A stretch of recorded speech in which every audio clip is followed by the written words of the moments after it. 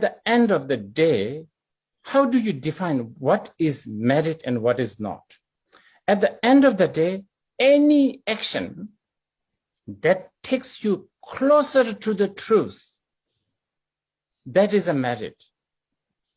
If you offer 100,000 lotuses, but if it only enhances your ego, takes you further from the truth, not really merit in this case.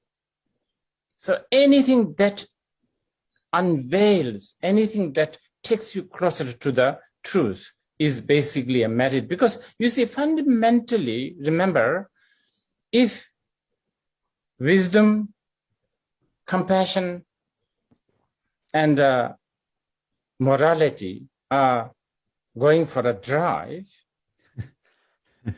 wisdom should be the driver. Yeah. The compassion should be sitting next to the driver. Morality, maybe backseat, sometimes even in the trunk.